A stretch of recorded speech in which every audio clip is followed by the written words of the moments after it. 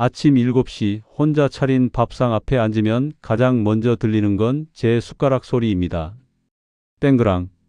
작은 소리지요. 고요한 주방에 메아리 치는 그 소리가 왜 이렇게 크게 들리는지 모르겠습니다. 예전엔 이 소리가 들린 적이 없었어요. 두 개의 숟가락이 함께 부딪히고 반찬 그릇 덮는 소리, 국 좀 더 줄까? 묻는 목소리, 괜찮아, 이만하면 됐어, 대답하는 소리로 북적이었으니까요. 지금은 침묵입니다. 제 숟가락 하나만 움직이는 소리만 있습니다. 창밖으로 아침 햇살이 들어옵니다. 부엌 식탁을 비추는 그 빛이 참 따뜻해 보이는데 왜인지 쓸쓸합니다. 햇살은 변함없이 이 자리를 비추는데 그 빛을 함께 봤던 사람은 이제 없으니까요. 빈 의자 하나가 그대로 있습니다. 치울 수도 없고 그대로 둘 수도 없는 그 의자를요. 50년을 함께 했습니다. 아침마다 마주 앉아 밥을 먹었지요. 처음엔 신혼의 설렘으로, 중년엔 바쁜 일상 속에서도, 노년엔 천천히 서로를 바라보며 먹었습니다. 그게 당연한 줄 알았어요. 내일도 모레도 계속 이렇게 함께 먹을 거라고요. 어느 날 갑자기 달라졌습니다. 병원에서 돌아온 날 밥상을 차리는데 손이 떨렸어요. 습관처럼 두 그릇을 꺼내다가 멈췄습니다. 이제 한 그릇이면 되는데 자꾸 두 개를 준비하게 되더군요. 반찬도 그래요. 두 사람 분량을 만들다가 절반만 담다가 그러다 또 많이 담게 됩니다. 여보, 밥 먹어요. 부르다가 멈춥니다. 아무도 대답이 없으니까요. 입에서 나올 뻔한 그 말을 꾹 삼킵니다. 가슴이 먹먹해집니다. 밥맛이 없어요. 아니, 밥맛을 느낄 겨를이 없습니다. 그냥 숟가락을 움직일 뿐이지요. 처음 몇 달은 정말 힘들었습니다. 아침이 오는 게 두려웠어요. 눈을 뜨면 옆자리가 비어 있고 부엌에 가면 혼자이고 하루 종일 말 한마디 할 사람이 없다는 게 실감났으니까요. 오늘은 뭐 해야 하지? 생각해도 답이 없습니다. 평생 함께 계획하고 함께 움직이고 함께 쉬었는데 이제 혼자 모든 걸 정해야 한다는 게 막막했어요. 시장도 그래요. 두 사람 분량으로 장을 보다가 이제 한 사람 것만 사야 하는데 자꾸 손이 헷갈립니다. 이거 좋아하시는데? 생각하다가 카트에 담았다가 다시 제자리에 놓습니다. 혼자 먹을 건데 큰 거 사면 남으니까요. 그렇게 작은 걸 고르는데 왜 이렇게 서러운지요. 저녁은 더 조용합니다.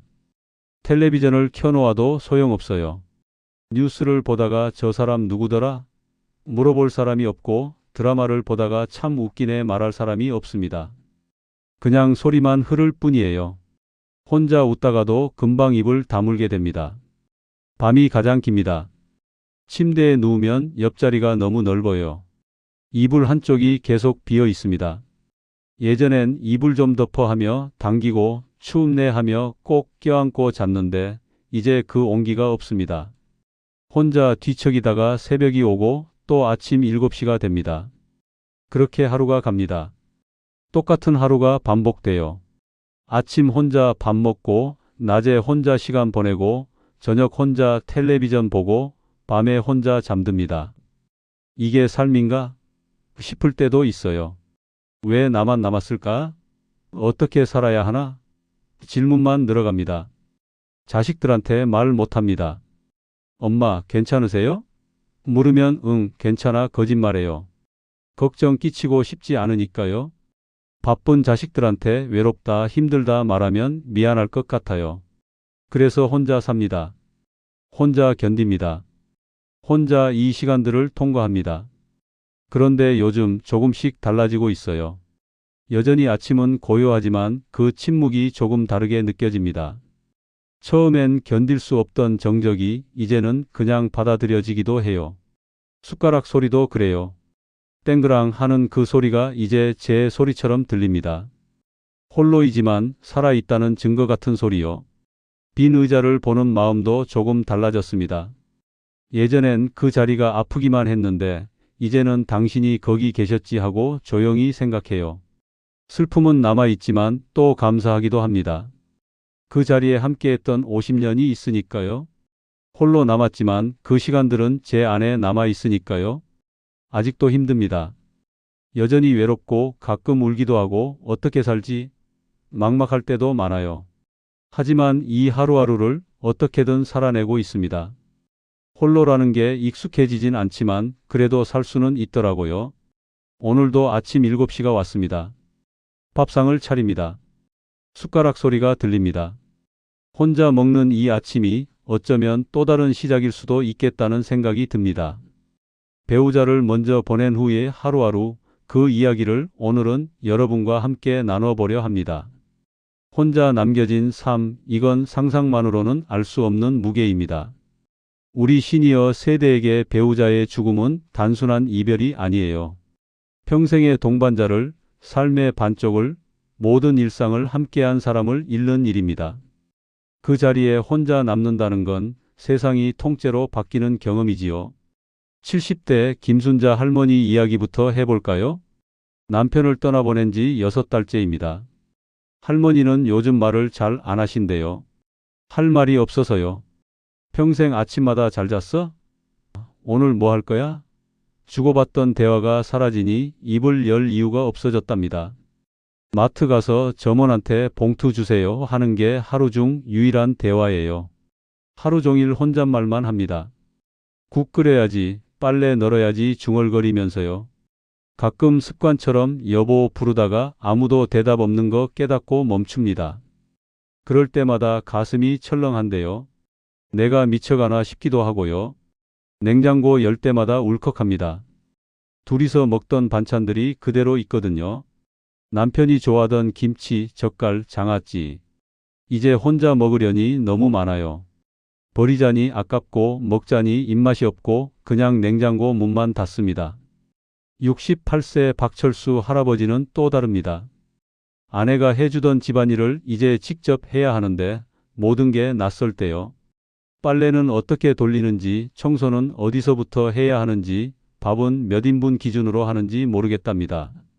50년 동안 아내가 다 해줬거든요.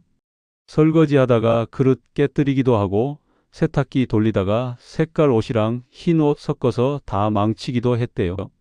그럴 때마다 여보, 이거 어떻게 하는 거야?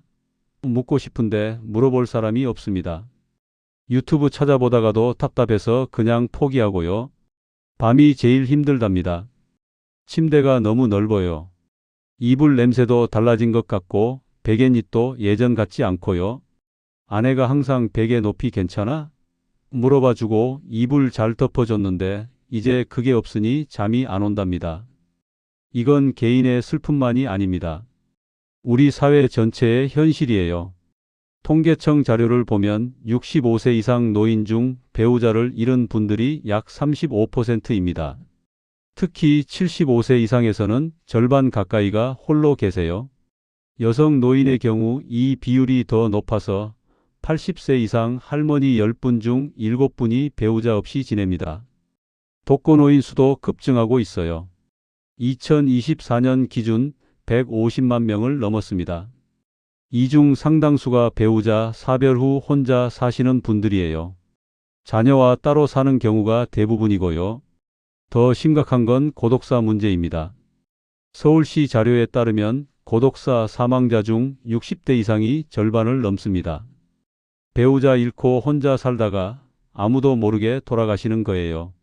며칠 후에야 이웃이 냄새 맡고 신고하거나 관리사무소에서 우편물 쌓인 거 보고 알게 되거나 그렇습니다. 경제적 어려움도 따릅니다. 배우자 사망 후 연금이 줄어들거든요. 국민연금 유족연금은 사망자 연금의 60%만 받습니다. 두 사람 수입으로 살다가 갑자기 절반 이하로 줄면 생활비가 빠듯해요.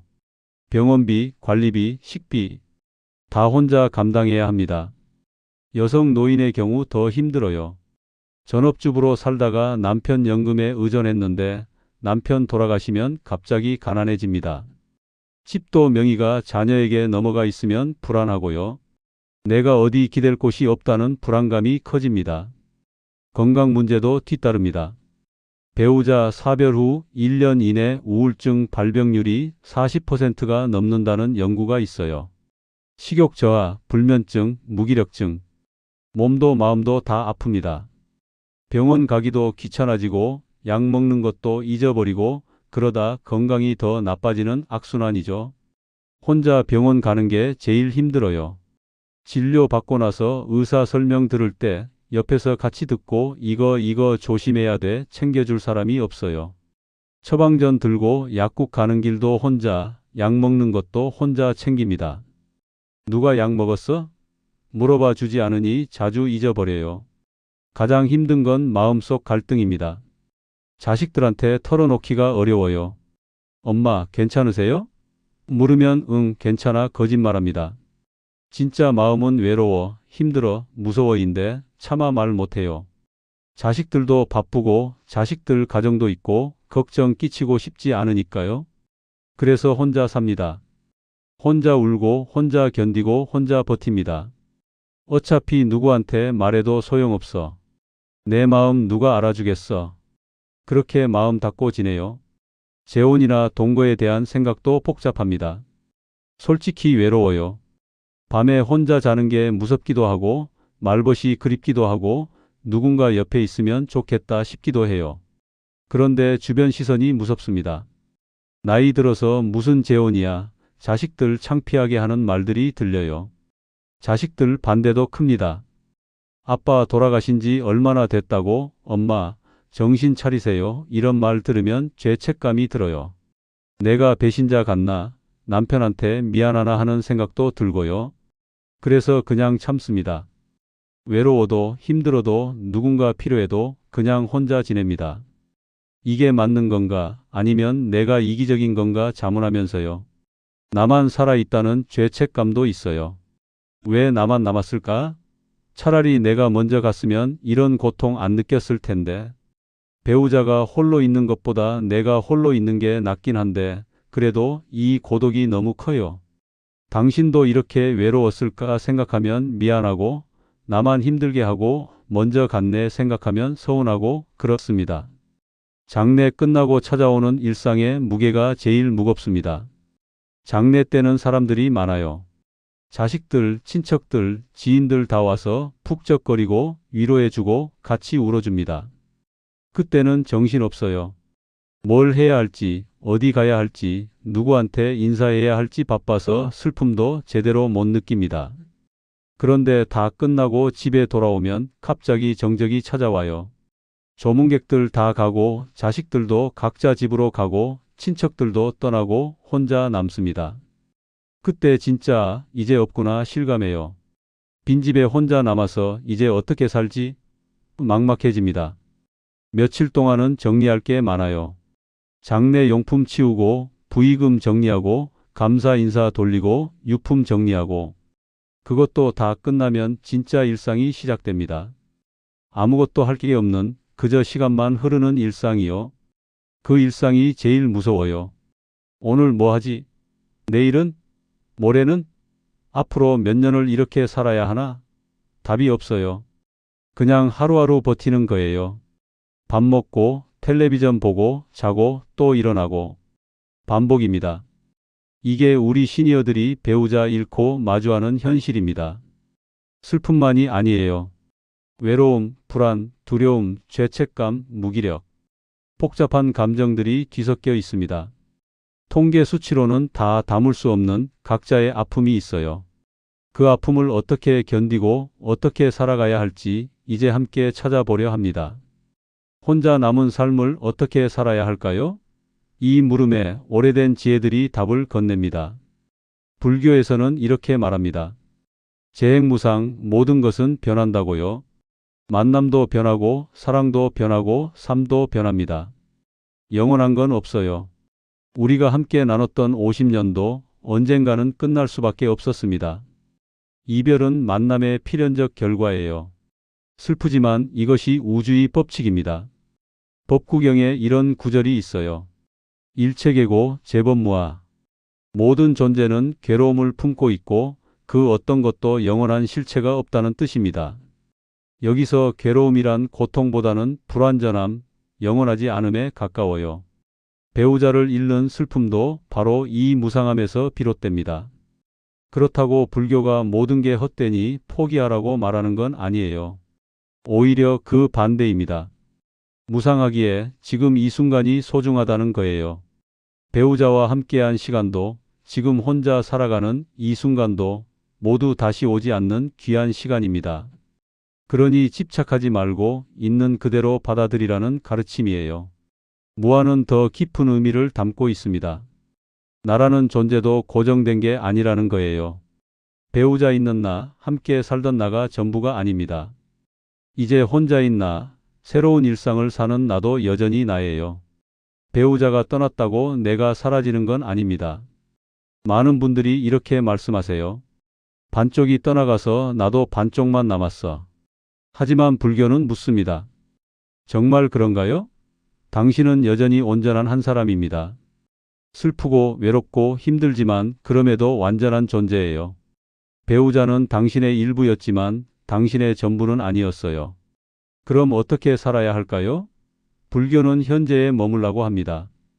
과거의 추억에만 갇혀 살지 마세요. 그때는 좋았는데, 그때 그 사람만 있었어도 하며 과거에 매달리면 지금 이 순간을 놓칩니다.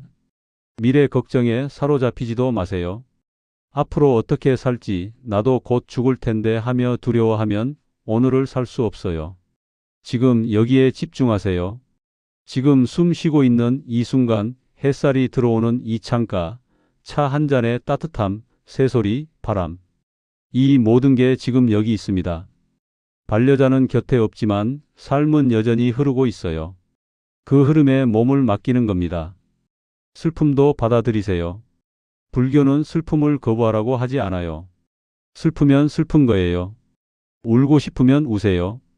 그리운 건 그리운 거고 외로운 건 외로운 겁니다. 그 감정들을 있는 그대로 느끼세요. 단 거기에 집착하지는 마세요. 집착과 느낌은 달라요. 슬픔을 느끼는 건 자연스럽지만 나는 평생 슬픔에서 벗어날 수 없어라고 집착하면 고통이 됩니다. 외로움을 느끼는 건 당연하지만 나는 영원히 외로울 거야 라고 붙잡으면 괴로워집니다. 느끼되 흘려보내세요. 구름처럼 지나가게 두세요. 명상이 도움이 됩니다. 아침에 일어나서 창가에 앉아 깊이 숨 쉬어 보세요. 들숨에 지금, 날숨에 여기라고 속으로 외치면서요. 생각이 과거로 가면 다시 호흡으로 돌아오세요. 미래 걱정이 떠오르면 다시 지금 이 숨으로 돌아오세요. 5분이면 됩니다. 처음엔 잡념이 많아요. 저녁에 뭐 먹지, 자식한테 전화해야 하나, 배우자 생각나네. 이런 생각들이 계속 떠오릅니다. 괜찮아요. 그냥 알아차리고 다시 호흡으로 돌아오면 됩니다. 조금씩 마음이 고요해집니다. 잡념이 줄고 지금 이 순간이 선명해져요. 숨소리, 새소리, 몸의 감각, 이런 것들이 느껴집니다. 아, 나는 지금 살아있구나. 이 순간이 내 삶이구나 실감하게 돼요. 배우자 사진을 볼 때도 달라집니다. 예전엔 사진 보면 보고 싶어. 왜 갔어? 다시 돌아와라며 집착했다면 이제는 고마웠어. 함께 해줘서 그 시간들이 소중했어 라고 말할 수 있어요. 슬픔은 남아있지만 그 슬픔이 감사로도 바뀝니다. 무상을 받아들인다는 건 체념이 아닙니다. 오히려 용기예요. 모든 게 변한다는 걸 인정하면서도 그럼에도 불구하고 살아가는 거예요. 배우자는 떠났지만 나는 여전히 여기 있습니다. 그 사실을 있는 그대로 받아들이고 오늘 하루를 살아내는 겁니다.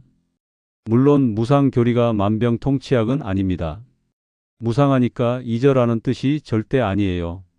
추억은 소중히 간직하세요. 배우자와의 시간은 당신 삶의 일부이고 그건 영원히 당신 안에 살아 있습니다. 단지 거기에 매달리지 말라는 거예요. 또한 슬픔을 너무 빨리 흘려보내려고 애쓰지 마세요. 충분히 슬퍼할 시간도 필요합니다. 무상을 핑계로 감정을 억압하면 안 돼요. 느끼고 인정하고 그리고 천천히 놓아주는 겁니다.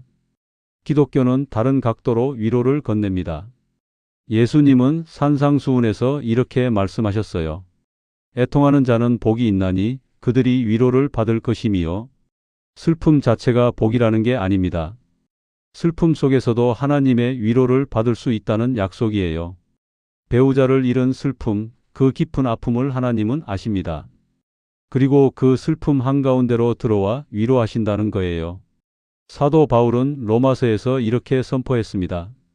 내가 확신하노니 사망이나 생명이나 천사들이나 권세자들이나 현재 일이나 장래 일이나 다른 어떤 피조물이라도 우리를 우리 주 그리스도 예수 안에 있는 하나님의 사랑에서 끊을 수 없으리라.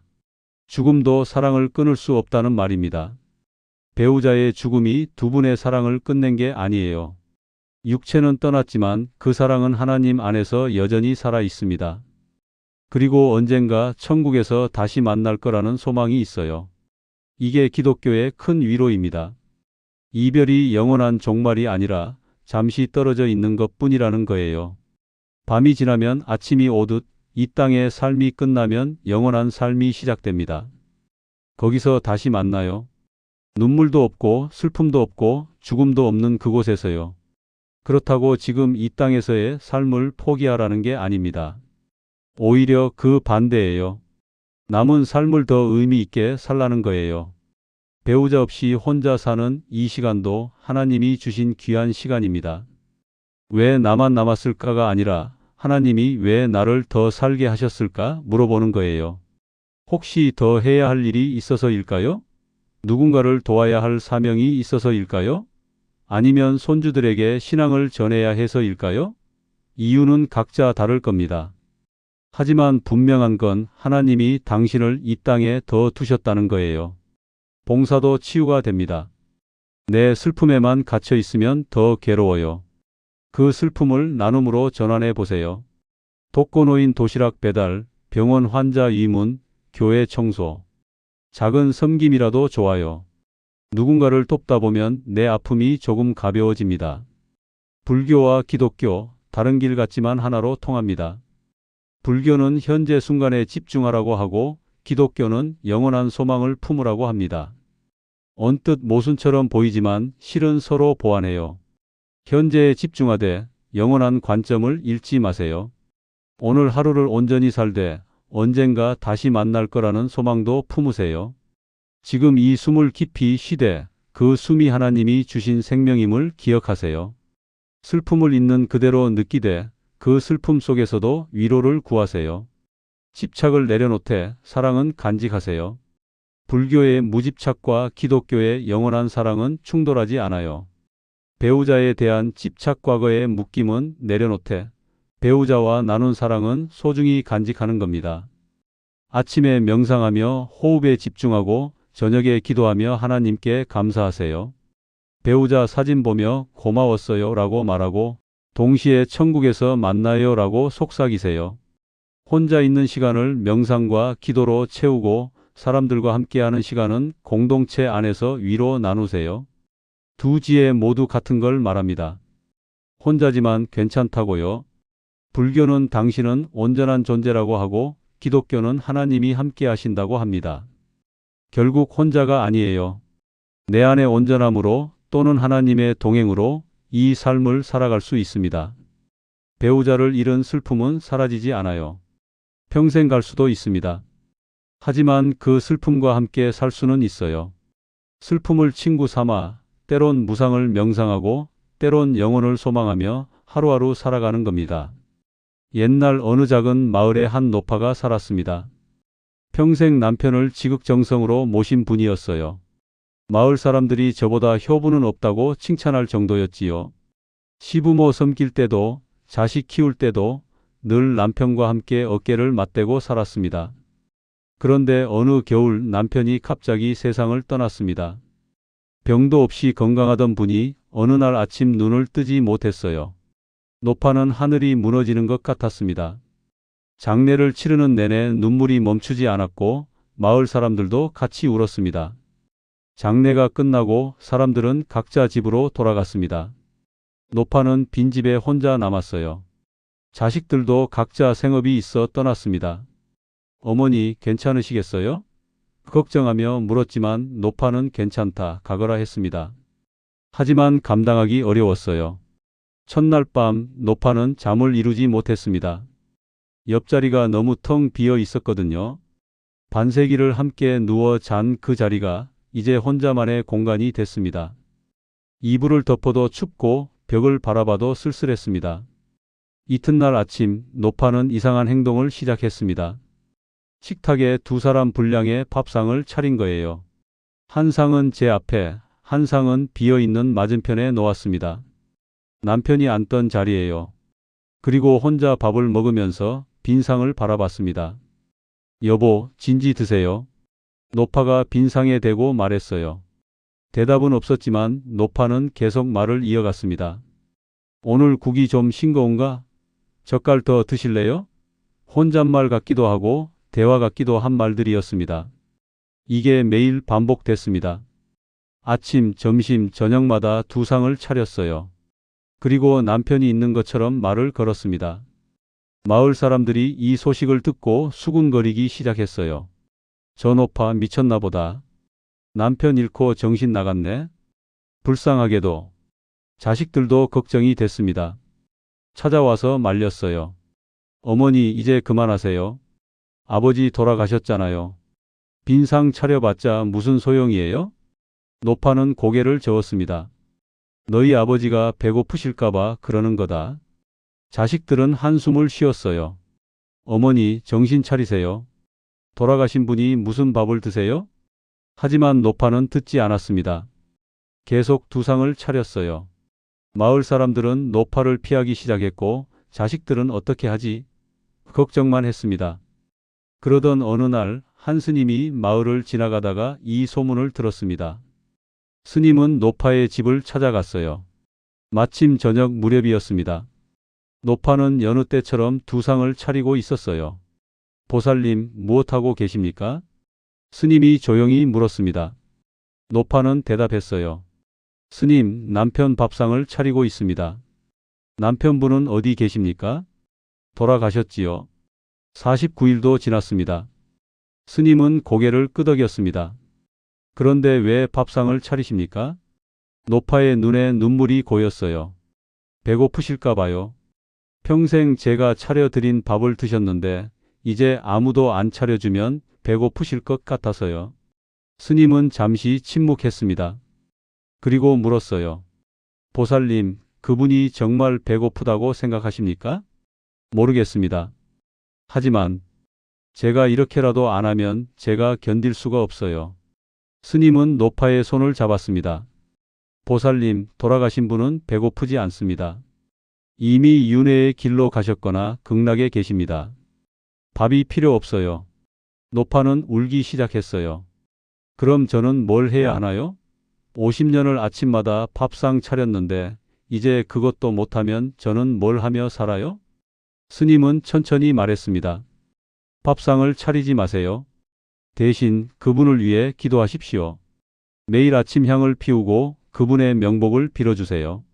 그게 진짜 그분을 위하는 일입니다. 기도요? 네. 그리고 보살님 자신을 위해서도 기도하세요. 남은 삶을 잘 살 수 있도록요.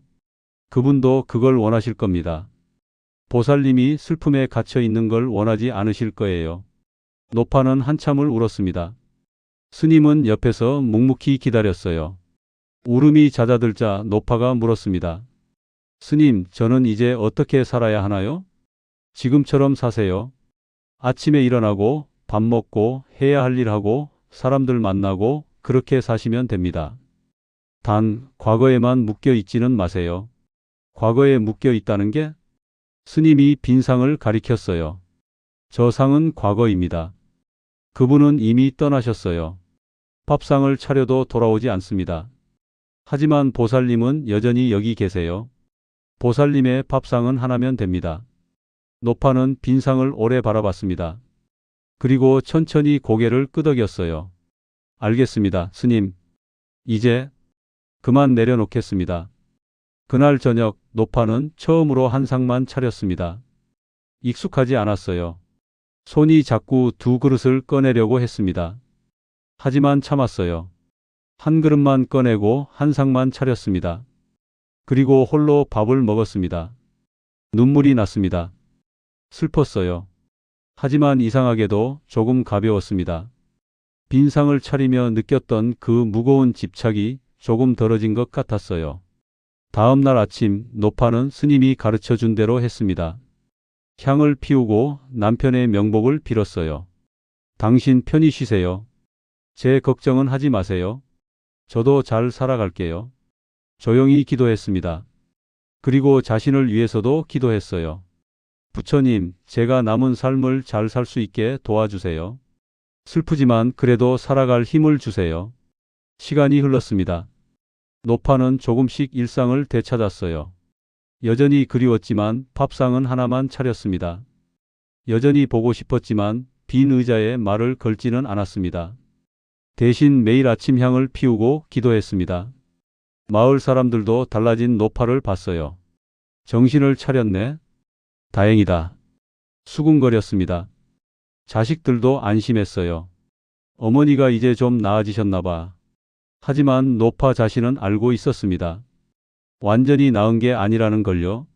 슬픔은 여전히 있고 그리움도 남아 있다는 걸요. 단지 그 슬픔과 함께 사는 법을 조금 배운 것 뿐이에요. 어느 봄날 노파는 텃밭을 가꾸기 시작했습니다. 예전엔 남편과 함께 가꾸던 밭이었어요. 혼자 괭이질하며 생각했습니다. 당신이 옆에서 도와주면 좋을 텐데. 하지만 멈추지 않았어요. 계속 흙을 파고 씨를 뿌렸습니다. 싹이 트고 꽃이 피고 열매가 맺었습니다. 노파는 그걸 보며 미소 지었어요. 당신 보이세요? 제가 혼자서도 이렇게 키웠어요. 하늘을 향해 말했습니다. 대답은 없었지만 바람이 불었어요. 마치 남편이 잘했어 하는 것 같았습니다. 노파는 깨달았습니다. 남편은 떠났지만 삶은 계속된다는 걸요. 슬프지만 그래도 살아야 한다는 걸요. 혼자지만 할 수 있다는 걸요. 그리고 가끔 바람 속에서, 햇살 속에서 남편의 존재를 느낄 수 있다는 걸요. 그렇게 노파는 남은 생을 살아갔습니다. 서울 은평구에 사시는 박정순 할머니, 올해 72세입니다. 남편 김영호 할아버지를 2년 전에 떠나보냈어요. 폐암이었습니다. 병원 생활 6개월, 그리고 마지막 한 달은 집에서 호스피스를 받았지요. 할머니는 그 한 달 내내 남편 곁을 지켰습니다. 남편이 떠난 날 할머니는 울지 못했습니다. 너무 많이 울어서 눈물이 말라버린 것 같았어요. 장례를 치르는 내내 멍한 상태였습니다. 자식들이 엄마 괜찮으세요? 물어도 응하고 고개만 끄덕였어요. 장례가 끝나고 자식들이 물었습니다. 엄마, 우리랑 같이 사실래요? 할머니는 고개를 저었어요. 아니다. 나는 여기서 살 거다. 혼자 어떻게 살아요? 우리랑 같이 사세요. 괜찮다. 나 혼자 살 수 있어. 자식들은 걱정했지만 할머니 뜻이 워낙 강해서 어쩔 수 없었습니다. 그래도 자주 올게요. 전화 자주 하세요. 당부하고 떠났어요. 혼자 남은 집은 너무 조용했습니다. 할머니는 소파에 앉아 텔레비전을 켰어요. 남편이 좋아하던 뉴스 채널이었습니다. 화면에선 아나운서가 뭔가 말하고 있었지만 귀에 들어오지 않았어요. 그냥 소리만 흐를 뿐이었습니다. 여보. 할머니가 빈 소파 옆자리를 쳐다보며 불렀어요. 남편이 앉던 자리였습니다. 대답이 없었어요. 당연했죠. 할머니는 한숨을 쉬었습니다. 첫 주는 정말 힘들었습니다. 밥을 안 먹었어요. 입맛이 없었거든요. 억지로 한두 숟가락 떠먹다가 그만뒀습니다. 잠도 안 왔어요. 침대에 누워도 천장만 바라보다가 새벽이 됐습니다. 전화기만 쳐다봤어요. 누가 전화 좀 해줬으면. 하지만 아무도 안 걸었습니다. 자식들? 바쁘겠지요. 친구들? 다들 각자 사는데 바쁠 거예요. 2주차 할머니는 결심했습니다. 이러다간 안 되겠다. 억지로라도 뭔가 해야 할 것 같았어요. 그래서 청소를 시작했습니다. 남편 유품 정리를 미뤄뒀었거든요. 이제 할 때가 된 것 같았어요. 옷장을 열었습니다. 남편 옷들이 그대로 걸려 있었어요. 양복, 셔츠, 잠옷. 할머니는 옷을 하나하나 꺼냈습니다. 냄새를 맡아봤어요. 남편 냄새가 희미하게 남아 있었습니다. 이걸 어떻게 버려? 목이 메었어요. 옷을 꼭 껴안았습니다. 한참을 그렇게 있다가 천천히 상자에 담았어요. 미안해, 여보. 이제 보내야 할 것 같아. 속삭였습니다. 서랍장도 정리했습니다. 남편이 모아뒀던 것들이 나왔어요. 옛날 편지들, 사진들, 작은 메모들, 정순아, 사랑해라고 쓴 쪽지도 있었습니다. 할머니는 그걸 보고 울었어요. 한참을 울다가 그 쪽지를 따로 챙겼습니다. 이건 못 버려. 3주차 할머니는 조금 달라지기 시작했습니다. 억지로라도 밥을 먹었어요. 안 먹으면 쓰러진다. 자식들 걱정시키면 안 돼. 그렇게 생각하며 숟가락을 들었습니다. 맛은 없었지만 삼켰어요. 산책도 나갔습니다. 집에만 있으면 미칠 것 같았거든요. 아파트 단지를 천천히 걸었어요. 벤치에 앉아서 사람들 구경도 했습니다. 애들 뛰어노는 것도 보고 강아지 산책시키는 것도 보고요. 그러다 옆집 할머니를 만났습니다. 어머, 정순 씨. 요즘 어떠세요? 그냥 살아요. 옆집 할머니도 3년 전에 남편을 여의었대요. 나도 그랬어요. 처음엔 정말 힘들더라고. 근데 시간 지나니까 조금 나아지더라고요. 정말요? 응. 완전히 괜찮아지진 않지만 그래도 살만해져요. 정순 씨도 그럴 거예요. 할머니는 조금 위로가 됐어요. 나만 이런 게 아니구나. 다른 사람들도 이렇게 살아가는구나. 생각했습니다. 한 달째 할머니는 교회를 다시 가기 시작했습니다. 남편 장례 후 한 번도 안 갔었어요. 사람들 만나기 싫었거든요. 하지만 이제 가봐야 할 것 같았어요. 주일 아침 옷을 차려입고 나갔습니다. 예배당에 들어서니 교우들이 반겼어요. 정순 집사님, 오랜만이에요. 어떻게 지내셨어요? 할머니는 억지로 웃었습니다. 잘 지냈어요. 거짓말이었지만 그렇게 말했어요. 예배가 시작됐습니다. 찬송을 부르는데 갑자기 눈물이 났어요. 주 하나님 지으신 모든 세계. 부르다가 목이 메었습니다. 옆자리가 비어 있었거든요. 남편과 늘 같이 앉던 자리였어요. 설교 말씀이 들렸습니다. 애통하는 자는 복이 있나니 그들이 위로를 받을 것이미요. 목사님이 말씀하셨어요. 할머니는 귀를 기울였습니다. 여러분의 슬픔을 하나님은 아십니다. 그리고 위로하십니다. 예배 후 한 권사님이 다가왔습니다. 정순 집사님, 우리 배우자 잃은 분들끼리 모임 있는데 한번 오실래요? 모임이요? 네. 매주 수요일에 교회에서 만나요. 차 마시며 이야기 나누고 같이 기도하고 그래요. 다들 비슷한 처지라 서로 위로가 돼요. 자식들은 고민하다가 고개를 끄덕였어요. 가볼게요. 수요일 할머니는 교회에 갔습니다. 작은 방에 할머니, 할아버지 6분이 모여 있었어요. 다들 배우자를 잃은 분들이었습니다. 처음엔 낯설었지만 이야기를 나누다 보니 마음이 열렸어요. 저는 남편 잃고 6개월 됐어요. 아직도 힘들어요. 한 할머니가 말했습니다. 다른 분이 맞장구 쳤어요. 나도 그랬어. 1년은 지나야 조금 나아지더라. 나는 2년 됐는데도 가끔 울어요. 할머니도 입을 열었습니다. 저도요. 매일 우는 것 같아요. 그러자 모두가 고개를 끄덕였어요. 우리 다 그래요. 함께 웃기도 하고 울기도 했습니다. 그날 모임이 끝날 때 할머니는 조금 가벼워진 기분이었어요. 나만 힘든 게 아니구나. 다들 이렇게 살아가는구나. 위로가 됐습니다. 집에 돌아와서도 마음이 따뜻했어요. 2달째 할머니는 봉사를 시작했습니다. 교회에서 독거노인 도시락 배달 봉사자를 모집한다고 했어요. 할머니는 신청했습니다. 나도 외롭지만 나보다 더 외로운 사람들도 있겠지. 생각했거든요. 매주 목요일 도시락을 들고 독거노인 댁을 방문했어요. 첫 번째 집 85세 할머니 혼자 사셨습니다. 문을 열어주시는데 얼굴이 환해지셨어요. 아이고 고마워요. 누가 이렇게 찾아와 주니까 얼마나 좋은지 몰라요. 천만에요. 제가 더 감사하죠. 할머니는 도시락을 드리고 잠깐 이야기를 나눴어요. 요즘 어떠세요? 그냥 하루하루 살아요. 비슷한 대화였지만 서로 위로가 됐습니다. 두 번째 집, 90세 할아버지 혼자 계셨어요.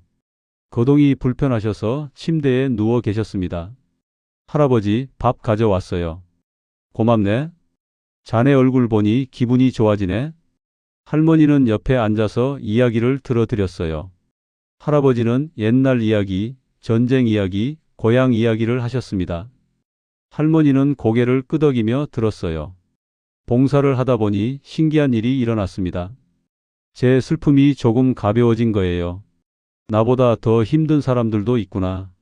나는 그래도 자식들이 있고 교회도 다니고 건강하잖아. 감사한 마음이 들었습니다. 세 달째 할머니는 새로운 취미를 시작했습니다. 아파트 문화센터에서 수채화 강좌를 연다고 했어요. 평생 그림은 안 그려봤지만 한번 해볼까 싶어서 신청했습니다. 첫 수업날 낯선 사람들 앞에 앉으니 긴장됐어요. 선생님이 말했습니다. 오늘은 자유롭게 그려보세요. 뭐든 좋아요. 할머니는 붓을 들었어요. 뭘 그릴까 고민하다가 남편 얼굴을 그리기 시작했습니다. 서툴렀어요. 손도 삐뚤삐뚤하고 색깔도 이상했습니다. 하지만 계속 그렸어요. 1시간 후 그림이 완성됐습니다. 남편 같기도 하고 아닌 것 같기도 한 그림이었어요. 할머니는 그걸 보며 미소 지었습니다. 여보, 이게 당신이야. 못 그렸지? 속삭였어요. 집에 와서 그림을 액자에 넣어 벽에 걸었습니다. 그리고 가끔 그걸 보며 말을 걸었어요. 오늘 날씨 좋네. 당신 좋아했을 텐데. 오늘 교회에서 좋은 말씀 들었어. 네 달째 할머니는 깨달았습니다. 완전히 괜찮아진 건 아니에요. 여전히 슬프고 가끔 울고 밤에 외롭습니다. 하지만 예전과는 달라졌어요. 슬픔과 함께 살 수 있게 됐습니다. 아침에 일어나면 이제 할 일이 있어요. 교회 모임도 가고 봉사도 하고 수채화도 그립니다. 혼자 밥 먹는 게 익숙해졌어요. 텔레비전 보다가 혼자 웃기도 합니다. 친구들한테 전화도 걸어요. 어느 토요일 딸이 손주를 데리고 왔습니다. 엄마, 요즘 많이 좋아 보이세요. 그래? 네. 얼굴에 생기가 돌아요. 뭐 좋은 일 있으세요? 할머니는 미소 지었어요. 좋은 일이라기보단 그냥 사는 법을 조금 배운 것 같아. 사는 법이요? 응. 혼자서도 살 수 있다는 거. 슬프지만 그래도 살아야 한다는 거. 그런 거. 딸은 할머니 손을 잡았습니다. 엄마, 대단하세요. 대단하긴. 그냥 살아가는 거지 뭐. 손주가 할머니한테 안겼어요. 할머니 사랑해요. 할머니는 손주를 꼭 안았습니다. 할머니도 사랑해. 그 순간 행복했어요. 남편은 없지만 이런 행복도 있구나 싶었습니다. 그날 밤 할머니는 남편 사진 앞에 앉았습니다. 여보, 나 잘 살고 있어. 힘들긴 한데 그래도 살만해. 당신 걱정 마. 나 혼자서도 잘할 수 있어. 사진 속 남편이 웃고 있었어요. 할머니도 웃었습니다. 언젠가 다시 만나겠지? 그때까지 나 여기서 열심히 살게. 당신도 편히 쉬어. 창밖에서 바람이 불었습니다. 커튼이 흔들렸어요. 할머니는 그 바람을 느끼며 생각했습니다. 혹시 당신이 대답하는 건가? 미신 같았지만 그렇게 믿고 싶었어요. 할머니는 침대에 누웠습니다. 예전처럼 외롭진 않았어요. 혼자지만 견딜만 했습니다. 내일 아침이 오면 또 일어나서 또 하루를 살 거예요. 그렇게 하루하루 살아갈 겁니다. 이제 정리해 볼까요? 우리가 함께 나눈 이야기의 핵심을요. 배우자를 먼저 보낸 살, 그건 세상에서 가장 외로운 여정 중 하나입니다. 50년, 60년을 함께한 사람이 어느 날 갑자기 사라지는 거예요. 빈자리가 너무 커서 처음엔 숨도 제대로 못 쉴 것 같습니다. 하지만 오늘 우리가 확인한 건 이겁니다. 슬픔 속에서도 삶은 계속된다는 것. 불교가 우리에게 가르쳐준 무상의 지혜 기억하시나요? 모든 만남엔 이별이 따릅니다. 우리가 원하든 원하지 않든 변화는 찾아와요. 배우자의 죽음도 그 변화의 하나입니다. 슬프지만 이게 우주의 법칙이에요. 그렇다고 어쩔 수 없으니 참아라는 뜻이 아닙니다. 오히려 정반대예요. 슬픔을 있는 그대로 느끼라는 거예요. 울고 싶으면 우세요. 그립고 외롭고 서러우면 그 감정을 온전히 느끼세요. 거부하지 마세요. 억누르지 마세요. 단 거기에 집착하지는 마세요. 슬픔을 느끼는 것과 슬픔에 갇히는 건 달라요. 나는 평생 슬플 거야. 나는 절대 행복할 수 없어라고 믿으면 정말 그렇게 됩니다. 하지만 슬픔을 구름처럼 지나가게 두면 언젠가 햇살도 비춥니다. 이걸 다른 말로 표현해 볼까요? 텃밭을 상상해 보세요. 겨울이 되면 모든 게 죽은 것 같아요. 풀도 시들고 꽃도 지고 땅은 얼어붙습니다. 하지만 봄이 오면요. 싹이 트고 꽃이 피고 다시 살아납니다. 슬픔도 그래요. 지금은 겨울 같지만 언젠가 봄이 올 거예요. 기독교가 건넨 위로 기억하시죠? 애통하는 자는 복이 있나니 그들이 위로를 받을 것임이요. 당신의 슬픔을 하나님은 아십니다. 그리고 위로하십니다. 배우자는 떠났지만 하나님은 여전히 당신과 함께 계세요. 육체는 죽어도 영혼은 영원합니다. 배우자는 지금 천국에 계세요. 고통 없고 눈물 없고 죽음도 없는 그곳에서 평안히 쉬고 계십니다. 그리고 언젠가 당신도 그곳에 가서 다시 만날 거예요. 당신 보고 싶었어 하며 껴안을 날이 올 겁니다. 그때까지 이 땅에서 해야 할 일이 있어요. 하나님이 당신을 더 살게 하신 이유가 있을 거예요. 혹시 손주들에게 신앙을 전하라고, 혹시 외로운 이웃을 도우라고, 혹시 당신 자신을 더 성숙하게 하라고. 이유는 각자 다를 겁니다. 하지만 분명한 건 당신의 삶에 여전히 의미가 있다는 거예요. 교회 공동체도 있잖아요. 혼자가 아니에요. 같은 아픔을 겪은 형제 자매들이 있습니다. 함께 기도하고 함께 울고 함께 위로받으세요. 나만 힘든 게 아니구나 깨달으면 조금 가벼워집니다. 이걸 비유로 말하면요. 등대를 생각해 보세요. 폭풍 후 치는 밤 배가 표류할 때 등대에 불빛이 보이면 희망이 생기잖아요. 저기로 가면 되는구나. 하나님이 바로 그 등대예요. 어두운 슬픔의 바다에서 길을 잃었을 때 하나님의 빛을 따라가세요. 언젠가 안전한 항구에 닿을 겁니다. 두 지혜가 만나는 지점 기억하시나요? 불교는 지금 여기를 강조하고 기독교는 영혼을 말합니다. 모순 같지만 실은 하나로 통합돼요. 오늘을 온전히 살되 내일에 대한 소망도 품는 거예요. 구체적으로 어떻게 할까요? 아침에 일어나면 깊이 숨 쉬세요. 지금 이 순간 나는 살아있다. 느껴보세요. 숨소리, 햇살, 새소리. 이 모든 게 지금 여기 있습니다. 배우자는 없지만 삶은 흐르고 있어요. 그리고 기도하세요. 하나님, 오늘 하루도 함께 해주세요. 배우자도 지켜주시고 저도 인도해 주세요. 과거의 감사와 미래의 소망을 함께 품는 겁니다. 낮에는 할 일을 하세요. 집안일도 하고 사람도 만나고 취미도 즐기세요. 봉사도 좋고 운동도 좋고 책 읽기도 좋아요. 뭐든 상관없어요. 중요한 건 지금 이 시간을 의미 있게 채우는 거예요. 저녁엔 되돌아보세요. 오늘 하루 어땠나? 슬픈 순간도 있었을 거고 괜찮은 순간도 있었을 거예요. 둘 다 인정하세요.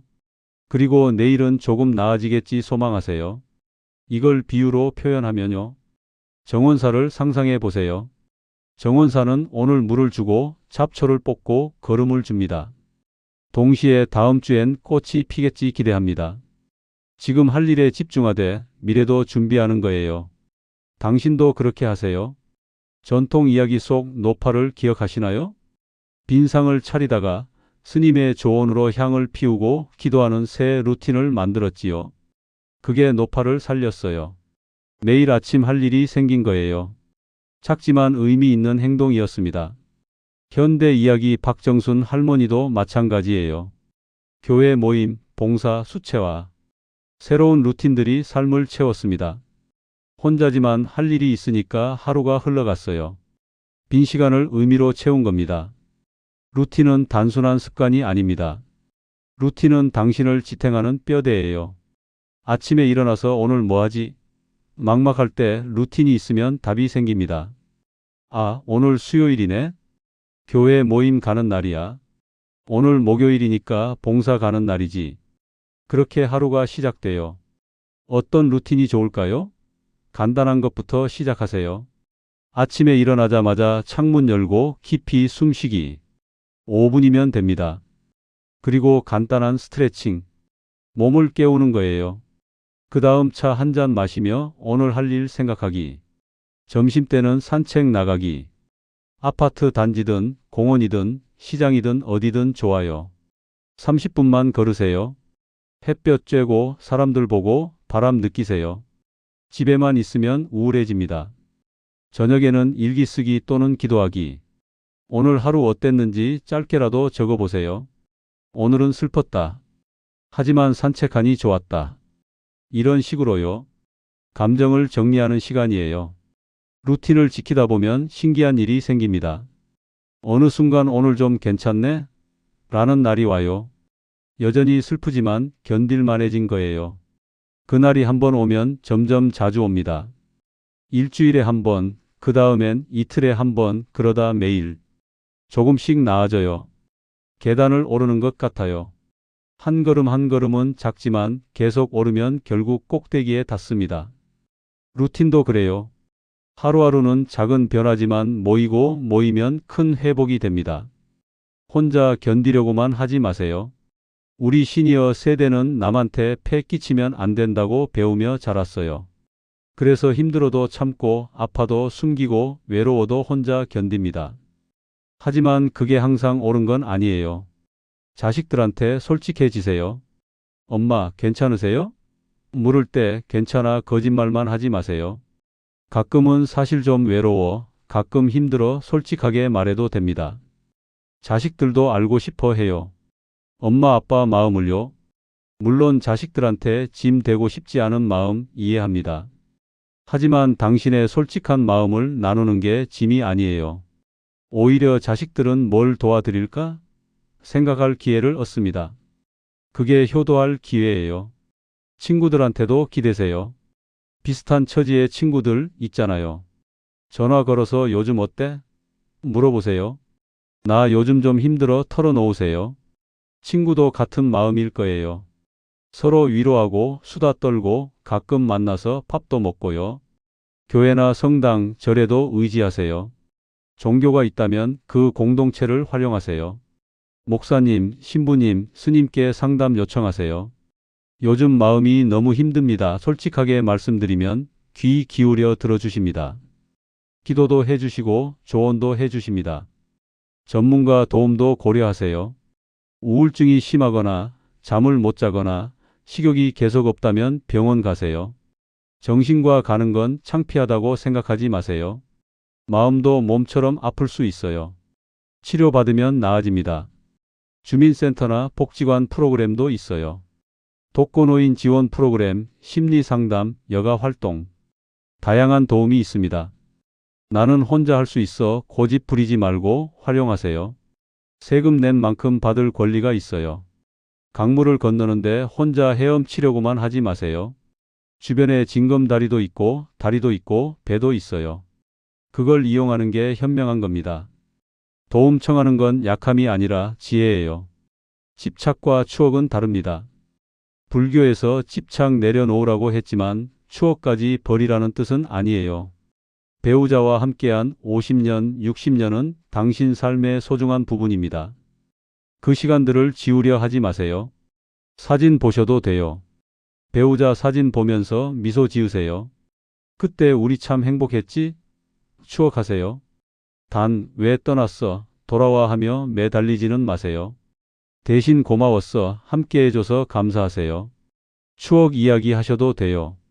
자식들, 손주들한테 할아버지는 이런 분이셨단다. 할머니는 이걸 좋아하셨어. 이야기해 주세요. 배우자를 기억하는 거예요. 그분의 삶이 의미 있었다는 걸 전하는 겁니다. 특별한 날도 챙기세요. 결혼기념일, 생일, 기일. 그날엔 배우자가 좋아하던 음식 해드리고 묘소 가서 이야기하고 기도하세요. 오늘이 당신 생일이네? 잘 지내고 있어? 그렇게 연결되는 거예요. 하지만 과거에만 갇히지는 마세요. 추억은 가끔 꺼내보는 앨범 같은 거예요. 열어보고 미소 짓고 다시 덮어두는 겁니다. 24시간 앨범만 들여다보면 현재를 못 살아요. 균형이 중요합니다. 보물 상자를 가지고 있다고 생각하세요. 그 안엔 귀한 보석 추억이 들어 있어요. 가끔 열어서 보석을 꺼내 빛에 비춰보세요. 반짝이는 걸 감상하세요. 하지만 보석만 붙잡고 있으면 다른 일을 못해요. 보고 나면 다시 상자에 넣고 오늘을 사는 겁니다. 큰 행복을 기대하지 마세요. 배우자와 함께 했을 때 같은 행복은 어려워요. 하지만 작은 기쁨은 여전히 있어요. 그걸 알아차리고 인정하는 게 중요합니다. 따뜻한 차 한 잔도 기쁨이에요. 아침에 차 끓여서 천천히 마시는 것. 아, 따뜻하네 느끼는 그 순간이 기쁨입니다. 작지만 진짜예요. 손주 목소리 듣는 것도 기쁨이에요. 할머니 보고 싶어요. 전화 받으면 마음이 따뜻해지잖아요. 그게 기쁨이에요. 크지 않아도 충분합니다. 햇볕 쬐는 것도 기쁨이에요. 벤치에 앉아서 햇볕 받으며 눈 감고 있는 것. 기분 좋네 느끼는 그 순간 기쁨입니다. 새 친구 만나는 것도 기쁨이에요. 교회에서, 복지관에서, 산책길에서 새 사람 만나서 인사 나누는 것.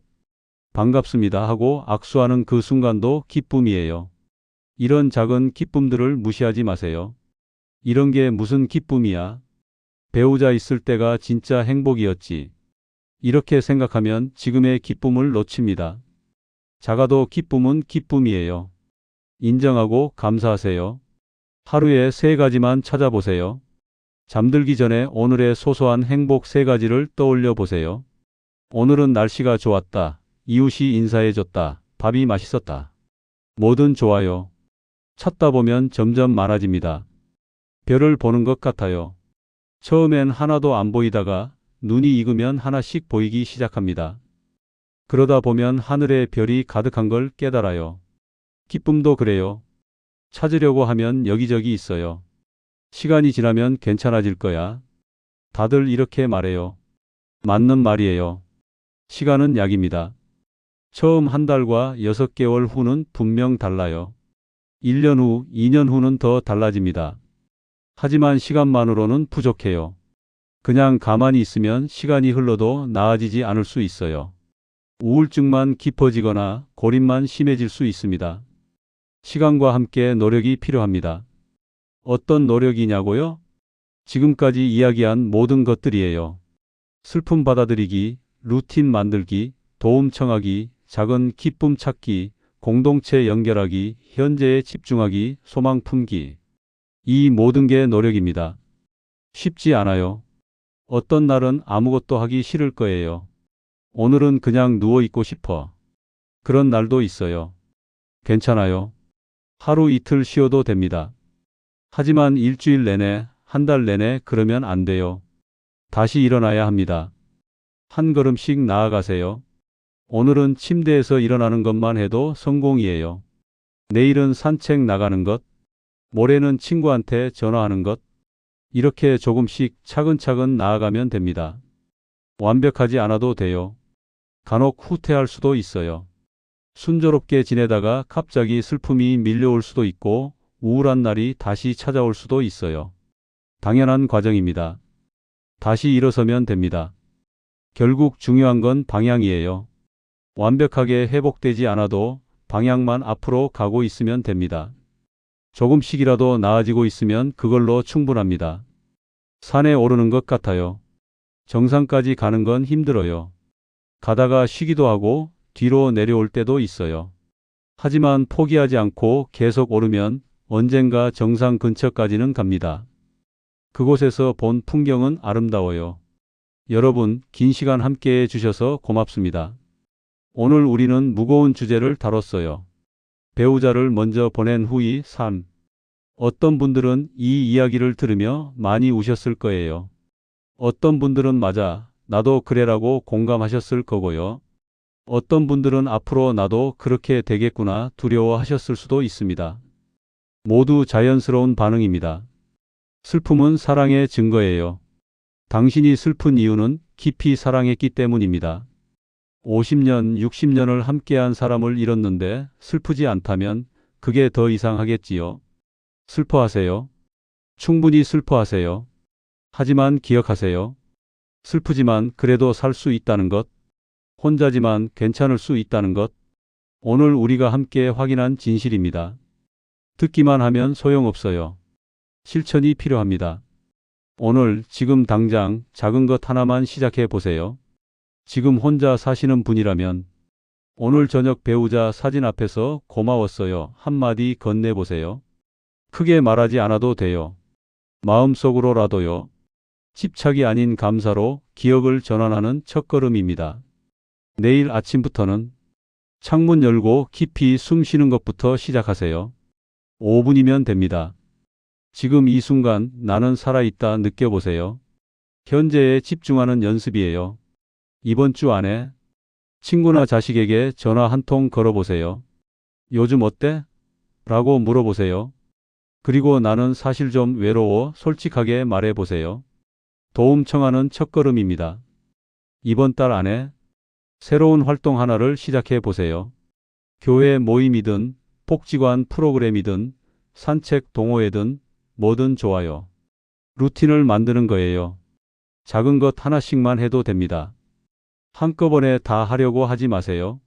하나씩 천천히 할 수 있는 것부터 시작하세요.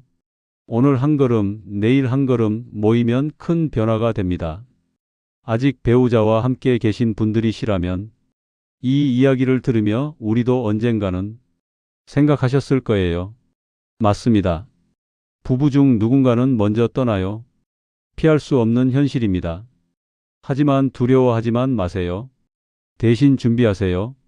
배우자에게 사랑한다고 자주 말하세요. 당신 덕분에 행복해, 고마워, 사랑해. 당연하게 여기지 말고 말로 표현하세요. 나중에 후회하지 않으려면요. 함께 있는 시간을 소중히 하세요. 손잡고 산책하고 같이 밥 먹고 이야기 나누세요. 평범한 일상이 나중엔 가장 그리운 추억이 됩니다. 독립적인 삶의 기술도 익히세요. 남편분들 집안일 배우세요. 빨래, 청소, 요리. 할 줄 알아야 혼자서도 살 수 있어요. 부인분들 재정관리 배우세요. 통장, 보험, 연금. 알아두어야 당황하지 않습니다. 부부만의 세계에 갇히지 마세요. 친구도 사귀고 취미도 가지고 공동체 활동도 하세요.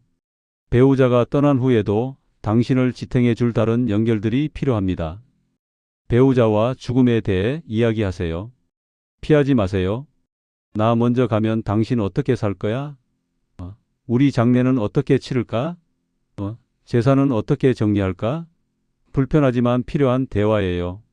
준비된 이별이 조금 덜 아플 수 있습니다. 당신은 혼자가 아닙니다.